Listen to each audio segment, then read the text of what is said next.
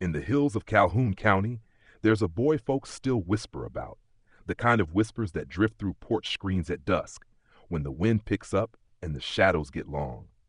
His name was Elijah Rusk. He wasn't like the others. While most kids spent their days fishing in the creeks or playing tag in sunlit clearings, Elijah wandered into the woods alone, quiet, curious, with a little red notebook always tucked under his arm. It was battered and taped along the spine, the pages filled with drawings, measurements, strange symbols. He said he was mapping the land, but not like surveyors did.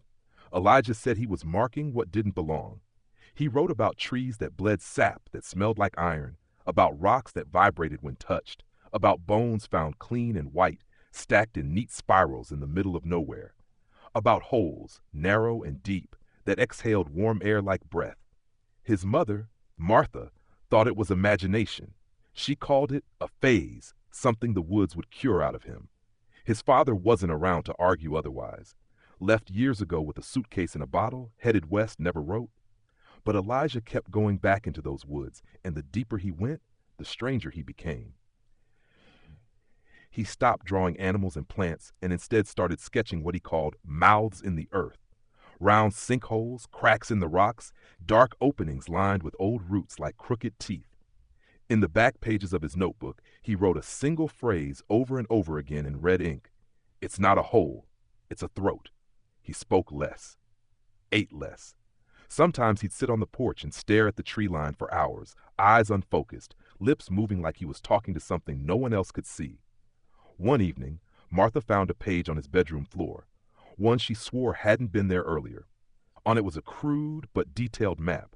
No roads, no houses, just lines of trees, marks shaped like eyes, and a circle in the middle labeled Pine Sink.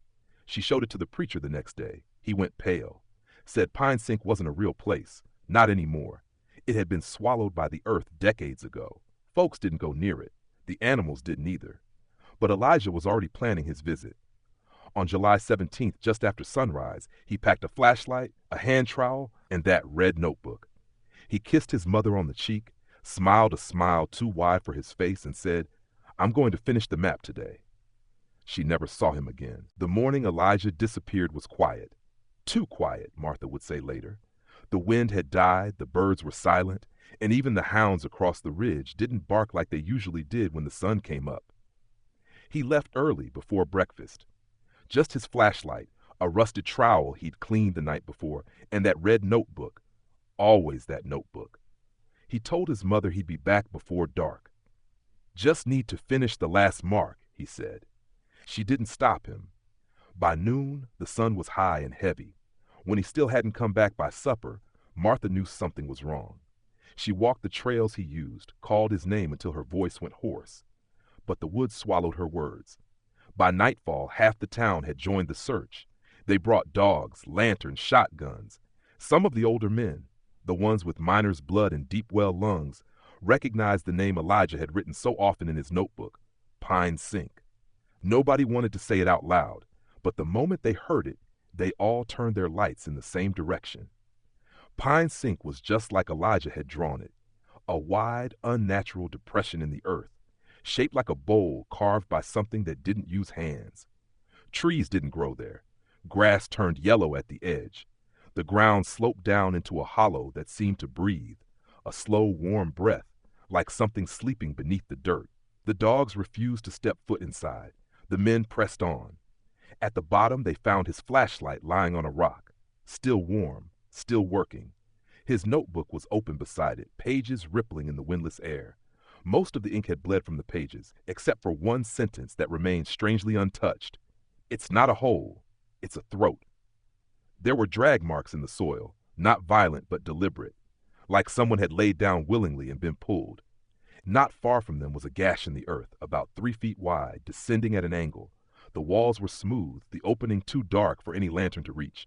They lowered a light down on a rope. It disappeared. No bottom, no echo, no scent, just darkness. They called his name, over and over, no answer. Then, just as they were about to leave, the youngest boy in the group, Caleb Winther, said he heard something. A whisper, right next to his ear. 4 simple words. He found the mouth. They didn't search any deeper after that. No one spoke on the way back, and when Martha asked if they'd found anything, no one could meet her eyes. Elijah Rusk was never seen again, but Pine Sink started to grow.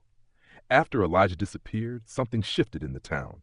It wasn't dramatic, it wasn't loud, but it was wrong. First came the silence. Birds stopped nesting in the trees near Pine Sink. Squirrels abandoned the area entirely. Hunters said the deer paths just vanished.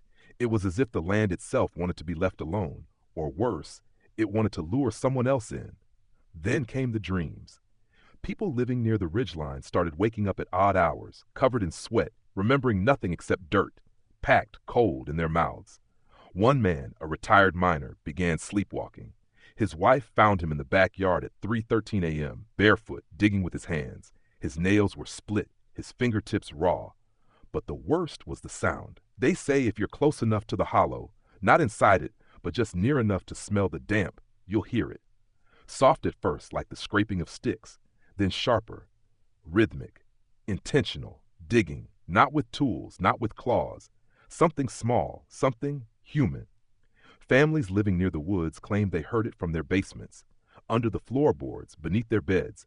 One woman in particular, Ruth Geller, said she woke one night to the sound of something moving in her walls. Not rats, not pipes, something slow, careful, like fingers brushing behind the plaster. She leaned in to listen and heard a whisper. A child's voice, hoarse and low. It's almost open now. She moved out the next day, left everything behind, and then people began seeing him.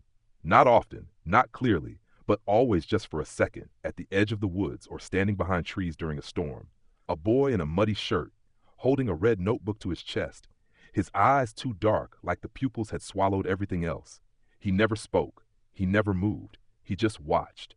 One man chased him, swore the boy darted into the woods with unnatural speed. The man followed, calling, screaming, until he tripped and hit the ground. When he looked up, the boy was gone, but the dirt in front of him was freshly turned, like something had just buried itself. The man left Calhoun County that night, never told anyone what else he saw. Now folks leave Pine Sink alone. They don't go near it. Don't say the name. Don't speak of the Rusk boy. Some say he's still digging. Others think he's already through, just waiting to be noticed. But all of them agree on one thing. The hollow is still breathing, and one day soon, it's going to speak. The Rusk house still stands, barely. The porch is rotted through, the windows are boarded up, and the roof has collapsed on one side. Martha Rusk left town 3 winters after Elijah vanished.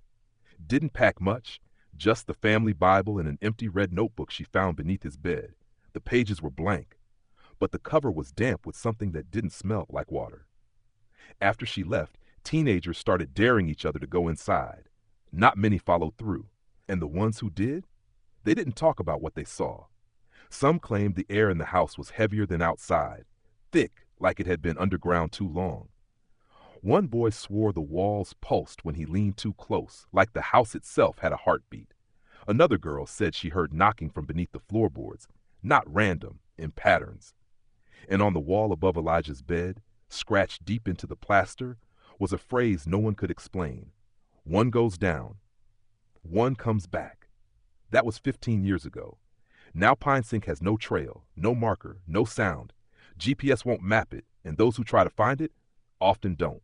But if you do, and only if you do, there are things you must remember. Never enter alone. Never step into the hollow after sunset. And if you hear digging, leave something behind. Anything. A coin, a tooth, a piece of your shirt. Because whatever's beneath the hollow doesn't want your body. It wants your presence. It wants to be remembered. And if you return home and find dirt beneath your fingernails, though you know you weren't digging, then it's already too late. You brought something back. It may not speak, it may not move, but it knows where you sleep, and it's patient.